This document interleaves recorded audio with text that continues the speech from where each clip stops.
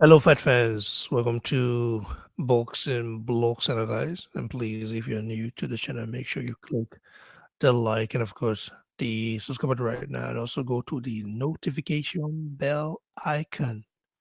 Click it and select all so anytime I drop a new banger, a new exclusive video, you will definitely be notified. So if you're watching this right now, make sure you like the video. Okay, like it, share it. Man, subscribe if you if you're new, man. Because we're giving you bangers after bangers right here, man. So I'm right with my bro Olaje, and you know what it is. So we heard, I watched an interview on of IFA TV. I think the guy called Oscar did the interview with Lou DiBella.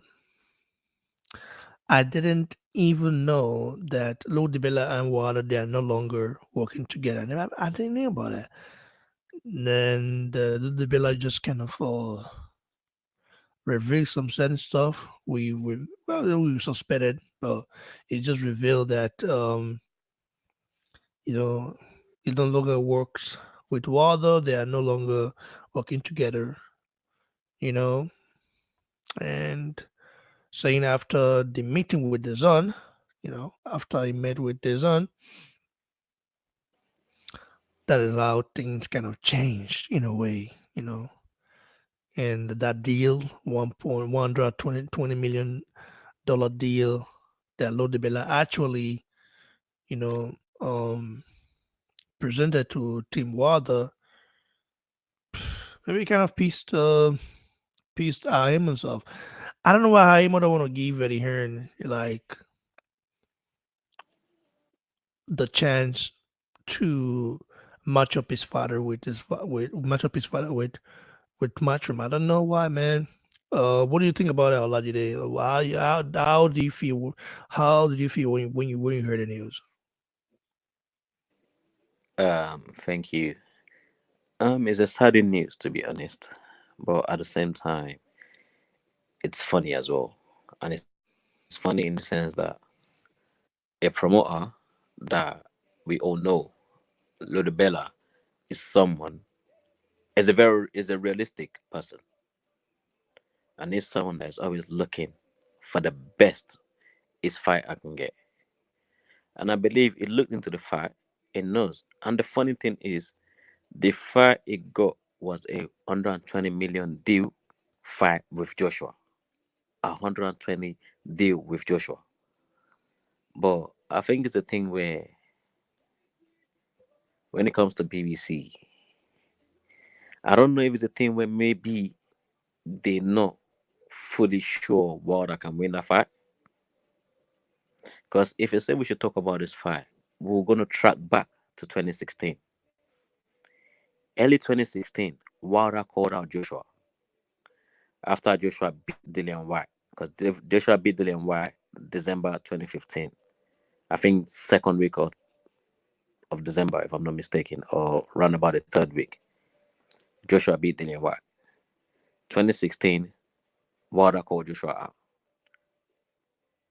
Like, let's do it now. Right? It was like, Joshua, let's do it now.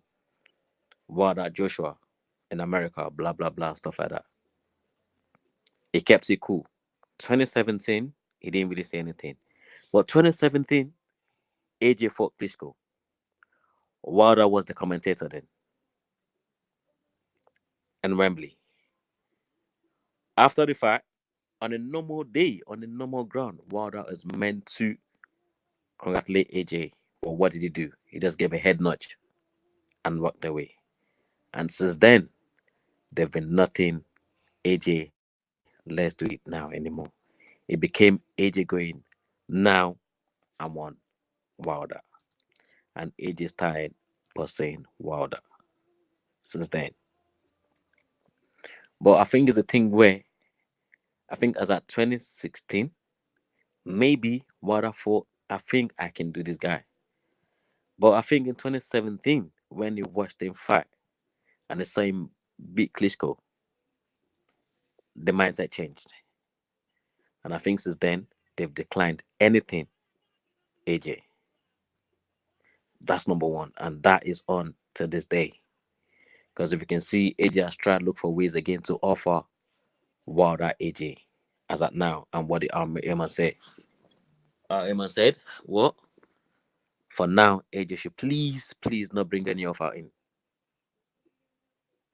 because I don't think it's one thing where Sharafinku or our Airman is on this fight. But the thing is, why would you fire a manager that want the best for you? This is the money you've never ever earned. This is the money that actually put you all together, everything you've ever earned during your career. This money he wants to earn for you for that fight covers everything and still more. But you fired him for doing that. But again, at the same time, I don't blame Wilder again because in a way, I've had several boxing news says PBC fighters are like slaves. They tell them what to do, and I'm not surprised. Obviously, the news is out. Arhimon asked um Andrews Jr. to fire his trainer. He did. At the same time, Heyman was not happy with Ludebella's way of working, trying to get the fight done for Wilder, and he got fired as well. It's just a thing where I think the PBC fighters, if they don't, they might not get the best for themselves with the kind of, you know, should I say promoters or co-promoters or leaders they've got. That's just what I can say for now. Like it's just kind of mad. It's mad, seriously. Very interesting statement from you. I mean, I also watched the recent interview as well, like the one Lodebella did with Corey Cassius, where he kind of wanted Yeah, to clarify things, wanted to divert things and say, okay, I don't think Deontay Wilder is scared, all the stuff. I mean, yeah, he's not trying to, he's not trying to, you know, say something that will finally expose the agenda yeah. The Tim Wilder agenda, had yeah. all along. But Hmm. do you think there is like a fear factor there? Because You see, there must be a reason why Deontay Wilder didn't want to get in the ring you see, with Anthony Joshua. like I said now, if you look back, the moment AJ beat Dillian, 2016, around June 2016 or so, before AJ fought Martins for the belt, Wilder called AJ out. AJ didn't respond then, which, fair enough, fair play to AJ because obviously AJ is pro thing he just started properly, right? And 2016, he went for the IBF. I know people can be like, oh, AJ went for the easy way, but obviously AJ didn't know. No one knows how he's just gonna perform against Charles Martins, and that's why a lot of people wrote AJ off like Charles Martins winning the IBF is gonna beat you, but AJ came out victorious in 2 rounds and stuff like that, right? And I think seeing the way because Charles Martins was someone Wilder never fought, even though they were both PBC fighters. Well, I think maybe seeing the way AJ defeated Charles Martins. But as at this time, AJ and Wilder were following each other on Instagram and that, on Instagram and Twitter and everything. They were following each other. Oh, you remember that? You remember that as well? I know Very that. interesting. I know. I know that. Not So everybody knows. as at that time, they were friends, right? But immediately after the Joshua Klitschko fight, that's when things changed, and it's like the vibe was just no more. So I think it's a thing where seeing the way Joshua defeated Charles Martins, and it's like, rah, okay. Then seeing the way again, because the truth is, Wilder never fought Martins, Wilder never fought Klitschko. And seeing the way AJ defeated Klitschko, and Wilder was literally the commentator then. After the fight, Wilder only gave an head nudge and walked away. He didn't even stay on the normal ground. You're both boxers. You've called him off a year before. Talked to him again, but Wilder didn't say nothing again. Gave an head nudge and walked away. And since then, AJ was now the one going, Wilder, you've called me out once. Now I'm calling you out. And since then, nothing from Wilder again. And I think it's a thing of Wilder might have looked at it like, before I thought maybe I can be this person. But I think there's a thing where the fear factor is there. They all there now is Wara the one that is scared, or is it his promoters? But the thing there is, if Wara is courageous enough and know you can do it, no, you know what, I can do this. But if you look at every time AJ makes offers, even whenever Wara is about talking, it's either Hahimon talks for him or Shelfingu talks for him. So it's just the thing where it's more like the fear is there. Look at when Andre defeated Joshua. What happened? Wara spoke out immediately. Now I want the undisputed. Wara was even ready to offer Fury step aside money. But what happens? AJ won it back. Wara started doing what? Cursing Ruiz, calling him an idiot, calling him a fat pig, calling him names. Why come you can't cut the ring? Why can you not do this? Because he's already set up a fight with him. So I think it's a thing where the fear factor is there. If anyone says there's no fear factor in that, that's a lie. The fear factor is genuinely there. Sam Coulson won out in 2016. You saw him fight, defeated one of your fighter. Then 2017, you see him defeated one of the greatest. Why? And since then, you just didn't say nothing again. Then you now try to deceive him with a fake contract. Why would you send a contract to somebody? You're both fighters. You're not meant to be the one to send him an email. It's meant to be a promoter. And they decide to like, okay, send me all the details. You're asking to accept it under 24 hours. What kind of deal is that? And that's the deal what has been running talking about. We offered him 50 million, which was never real. So it's like nothing. So truth be said, the fear is 100% there. Very interesting. Very interesting. Ty, what's up? Hey, what's up, guys? Yeah, what do you think about the sacking of Lord DiBella by Deontay Wilder? We didn't even know about this. I didn't like I never even imagined this could happen. Because Lord DiBella was one of those guys that actually bashed Joshua, like calling Joshua names, and Joshua is scared, and all those stuff. And as soon as it started working with Dazn, things kind of just changed. I noticed it, but I didn't think it was gonna be like it was gonna be that bad or so, or in a bad shape. I thought they could work things out, but it looks like Amon is the very selfish person. Imagine Wilder Fury rematch. Okay, Wilder Fury rematch is about to take place right now, and this month. Oh no, next month. February 22nd. And instead of you to add your top heavyweight prospect, which is Efia Jagba right now, to the card, and Apochi, you're one of the top cruiserweight prospect.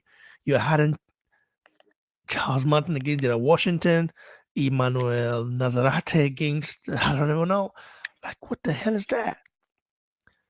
Your take on that? I mean, can you please tell us the reason you think Lodi Bella got fired by um, Well, uh, Deontay Water? since he went with the zone, it was it was a thing like, oh wow, if he goes with the zone, he's gonna be working with Wilder, Al Heyman's Wilder's team, Al Heyman, to try to set up a fight with Anthony Joshua. See, they don't want that. All right, it seems like they don't want to fight Anthony Joshua for some reason. I don't know if they think they can make more money off him. I don't know if they're trying to figure out a way they can get more money. But since Lou DiBella went with the zone, it seemed like there's been a little miscommunication, a lot of hate going on between Lou DiBella and I'll just say Wilder's team. because you just don't sack a guy that gets you $120 million deal. It makes you think why they would sack him in the first place. You know, the reason they would sack him in the first place is because they're trying to avoid AJ. Why are they trying to avoid AJ? Are they trying to avoid AJ because they're slowly trying? They're planning to see if they could figure a way to get more money. I don't know. Or they're trying to see if avoiding Joshua would be best for Wilder, or if Wilder needs more time to prepare himself to face Anthony Joshua, is what I'm trying to figure out. So since Lou DiBella went with the zone and is working with the zone, so they feel like he's really putting a little damper on Al Heyman's plan. Like I said, if Al Heyman tells his fighters to jump, they jump. If Al Heyman tells his fighter, I don't want you to do this, they're not gonna do it without him. You know, they can't even fart without Al Heyman telling them not to do so. That's Al Heyman. These fighters to Al Heyman are nothing but slaves. You understand me? Because you can't just hold onto a fighter and not expect him to fight his not ex- continue to just cherry pick and not give him his mandatory fights. How many mandatory fight has Wilder faced? You know, how many fighters? How many of Al Heyman fighters have avoided the real deal fights? How many? There is a lot that is going on right now. Absolutely a lot. So, like I've been saying, these guys, I don't know if they're under contract or if it's like oh, they have in the contract you can't talk without me saying so. It just doesn't make sense the way Al Heyman's running things. Right now, he's firing Lou DiBella because he made a deal, $120 million deal. They want more money. Every fighter that I've known have been saying, "Oh, I would have taken that $120 million deal." The question is, how long? I mean, how much has Deontay Wilder made in his whole career? Has he made $120 million deal? Has he made $30 million in a fight? Has he made $40 million in a fight? Has he made $50 million in a fight? Has he made 20? I think 20 might be the highest he has ever made, but I don't think he made 20 just yet. I'm not too even positive, you know. So you got to wonder what kind of deal they're trying to make. 120 is enough for Wilder. Who's trying to take Wilder's money? Now I'm hearing that Wilder might be getting lowballed by Al Heyman, and I believe it too. Wilder might be getting lowballed by Al Heyman, because he's too stupid to see it, and the people around him are probably just as worse. They're probably stealing from Wilder, and Wilder don't even know. I could tell right now Wilder don't even know that he's getting stolen. They're probably stealing money from $120 million. Like, who's trying to who that money? Like, that's ridiculous.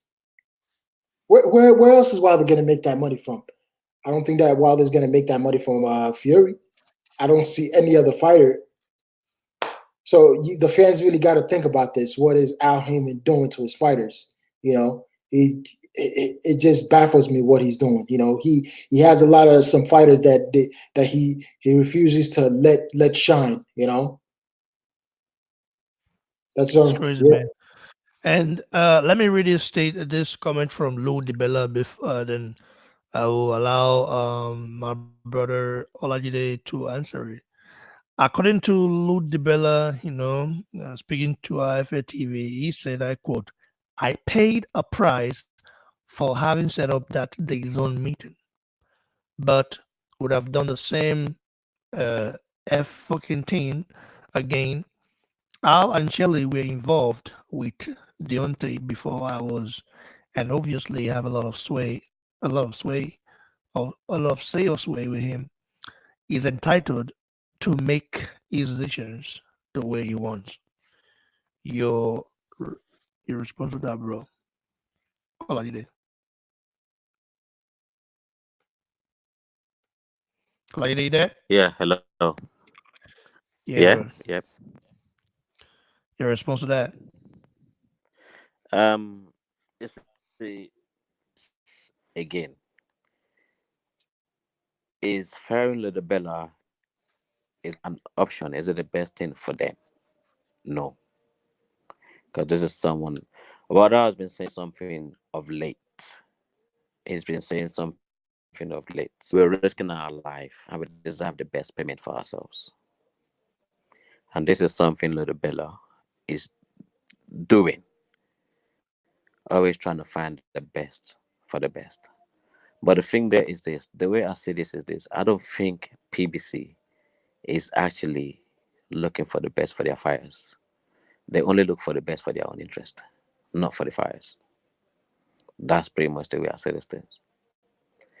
Because, at least you were able to work and favor Andy Ruiz in a way, but why would one of the leader, co of PB, have to fire his trainer, which they have to listen to him anyway? They did. How would you again in a way, because you're not happy, someone decides to get you a deal of 120 million to fight somebody, getting fired for doing that? It does not make sense. Money you can never make.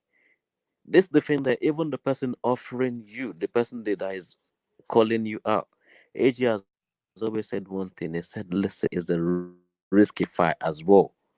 Wow, that's very dangerous. AJ say this normal. So it's a thing where AJ knows is going into a big risk, but still is willing to give it a try. So it's a thing where, and if you have a promoter that is looking into bringing the best, because what I keep saying, I want to fight the best, I want to be the best, I want this and that, and this is a promoter now that wants to get you the best offer you can never get, and you fired him for doing that. It doesn't make sense. I mean, in a way, I don't even know I can translate that in my head. Like you fired someone, it doesn't ring any good bell in my head, to be honest. I don't even know what to say. I'm not gonna lie. Because it sounds very stupid and foolish. Bro, I mean, politics and boxing, bro. Politics, there's the reason why some people get fed up with boxing because they're just tired of the politics. Guys like Ahimon, I don't know, man, they're kind of killing the sport, if I'm not mistaken. Like godfatherism. This reminds me of the African political landscape, bro. It's just how it is, man. Everybody wanting to like have power. They don't want to be the best.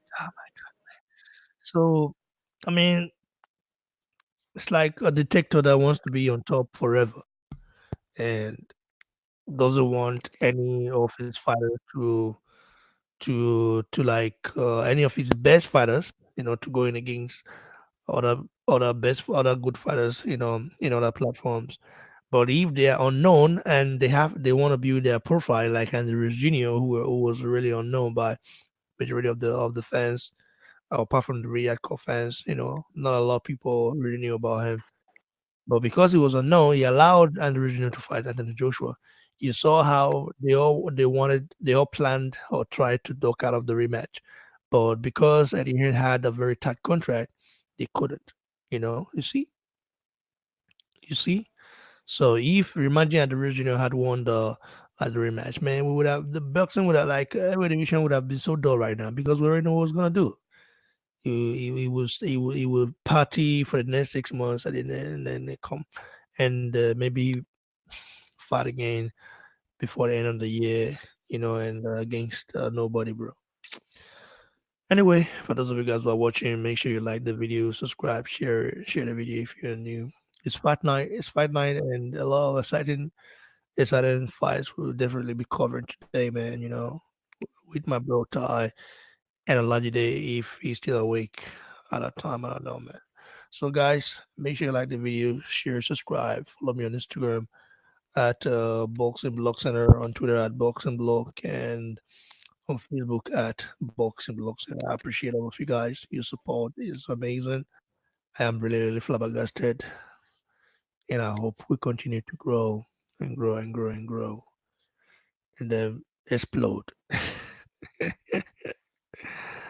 love in Chinese. Cheers, guys.